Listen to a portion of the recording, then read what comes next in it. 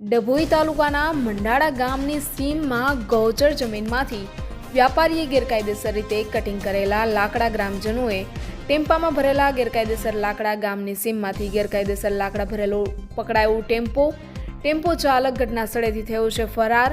ગ્રામજનોએ વન વિભાગને કરી જાણ। ડભોઈ પંથકમાંથી થઈ રહેલા લીલા વૃક્ષોનું નિકંદન અને લાકડાની ચોરી કોના આશીર્વાદથી થઈ રહી છે?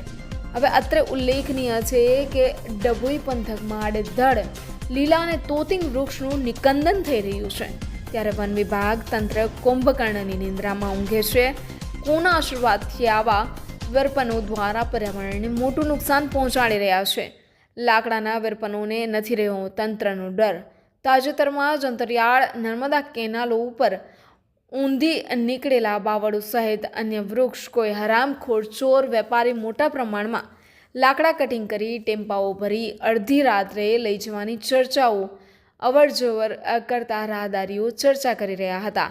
જ્યારે કે તાલુકાના મંડાળા ગામની ગૌચરની સીમમાંથી કટિંગ કરેલા ટેમ્પામાં ભરેલા લાકડા સાથે ગ્રામજનોએ ઝડપી પાડ્યા હતા। ત્યારે દરેક ગામમાં આ પ્રકારના જાગૃત લોકો હશે તો ચોરી થવાની સંભવ જ નહીં બની શકે।